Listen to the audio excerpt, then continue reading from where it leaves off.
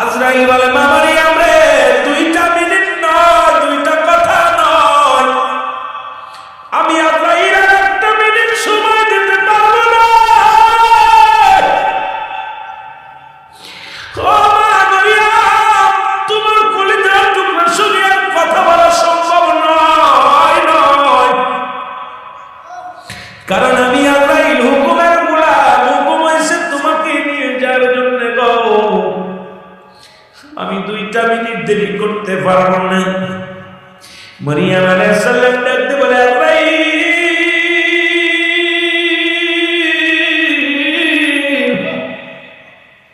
একটু অপেক্ষা কর, আমি বিদায় নিয়ে যাব, আমি তার তোমার বাধা দেব না।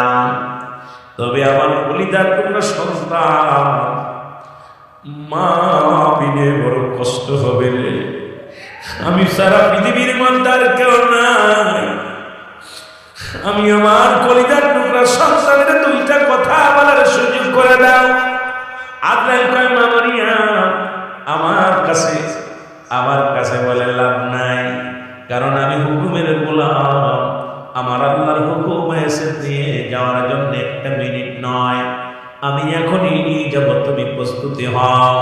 মারিয়াম আলাইহিস সালাম আজরাইল, যেহেতু তুমি শুনবে না, আমি আর তোমার বাধা দিব না।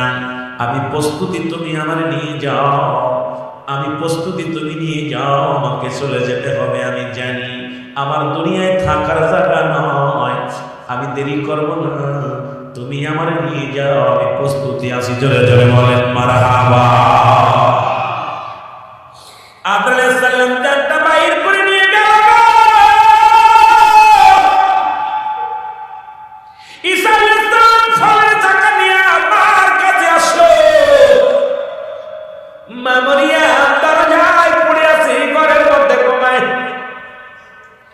ঈসা আলাইহিস সালাম ফলের চাকা নিয়ে সামনে হাজির গো। ডাক দেয় না, মা ঘুমাইছে, মা ঘুম ভেঙে গেলে মায়ের কষ্ট হবে।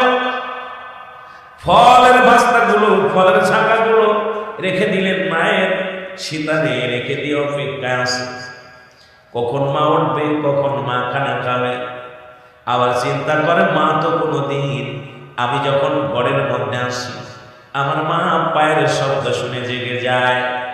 আজকে মা কেমন ঘুম ঘুমাইল, মা তো ওঠে না। মা জননী আমার ঘুমায় আসে গো।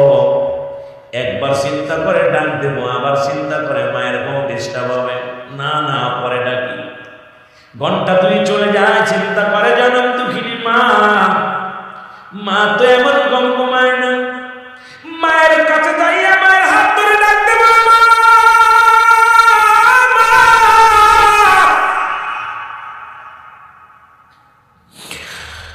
মা কোনো কথা বলে না। ঈসা আলাইহিস সালাম থেকে দুনিয়ার বুকে আর জনম দুঃখিনী মা নাই। দুনিয়া থেকে চির বিদায় হয়ে গেছে। জোরে বলো আল্লাহু আকবার। আর একটু জোরে বলেন আল্লাহু আকবার। জনম দুঃখিনী মা নাই। ঈসা আলাইহিস সালাম একটা চিৎকার করে বলে, মা গো, আমি ফলমূল কারে খাওয়াইবো, ফলগুলো কারে খাওয়াইবো, কারে আমি মা বলে ডাক পরে। আল্লাহ, আমি মায়ের সঙ্গে যদি কথা বলতে পারলাম না, আমার মার সঙ্গে কোনো পরামর্শ করতে পারলাম না, জনম দুঃখিনী মাকে তুমি নিয়ে গেলে আল্লাহ, নিয়ে গেছো, কোনো দুঃখ নাই, কোনো কষ্ট নাই, তবে তুমি তো আমাকে ক্ষমতা দিছো আমার চিন্তা করতে পারি। একবার তুমি আমার সেই সুযোগটা দাও, আমি আমার মায়ের জিন্দা করে 2টা কথা জানতে চাই। জোরে জোরে চিল্লায়া বলা যাবে না মারহাবা। এই দুনিয়ার মুসলমান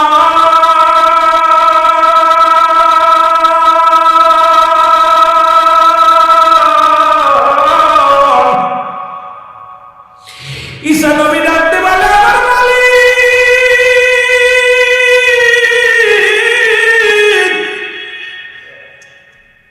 তুমি বিনে আমার কোনো ভরসা নাই, কোনো মাবুদ নাই, তবে একটা বড় সুযোগ দাও রে মালিক, আমি যেন মায়ের সঙ্গে 2টি কথা বলতে পারি।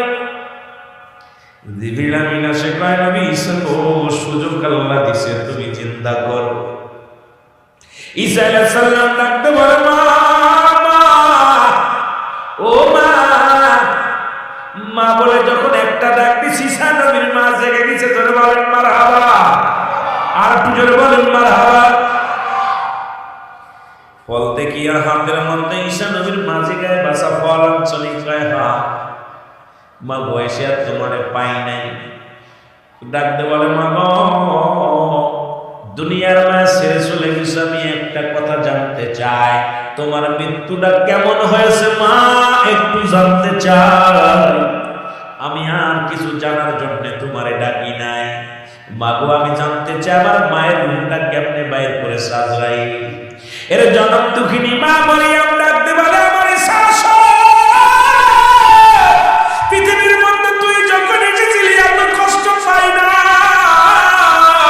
এই দুনিয়ার মধ্যে মৃত্যু যন্ত্রণা এত কঠিন আমি আগে বুঝতে পারি না। আমি মরিয়মের জীবনে এত কষ্ট জীবনে পাই না, আল্লাহ আমার সঙ্গে ব্যবহার করে ভালো করে নাই। আর একটু জোরে বলেন আল্লাহ। ঈসা আলাইহিস সালাম ডাকতে বলে আজরাইল,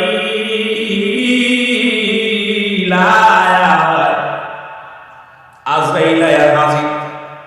ঈসা আলাইহিস সালাম ডাকতে বলে আজরাইল, আগে বলো আমার মায়ের রূহটা তুমি কেমনে বাইর করেছো? আমার জনম দুঃখিনী মা কত অত্যাচার, কত আঘাত, কত কষ্ট সহ্য করেছে, আজকে আমার মায়ের রূহটা বাইর করেছো, মা বড় কষ্ট পেয়েছে। আগে বলো আমার মায়ের রূহটা তুমি কেমনে আসন করেছো, কেমনে রূহটা বাইর করেছো? আজরাইল বলে হুজুর, আপনার মাকে আমি সালাম বিনিময় করেছি, আপনার মাকে সালাম বিনিময় করে শুধু আপনার মায়ের মাথার উপরে হাত মোবারক রেখেছিলাম। আমি এত আসানে পৃথিবীর কারো জান এখনো নিই না, এত আসানে আপনার মায়ের জানটা আমি বাইর করেছি। সন্তানের বুকে দুধ খাইতে খাইতে যেমনি সন্তান মায়ের বুকে দুধ খাইতে খাইতে ঘুমায়া যায়, তদ্রূপভাবে আপনার মায়ের জানটা আমি বাইর করেছি। এর মা বাবার চিৎকার মেরে মারিয়া বলে বাবা বাচ্চা তো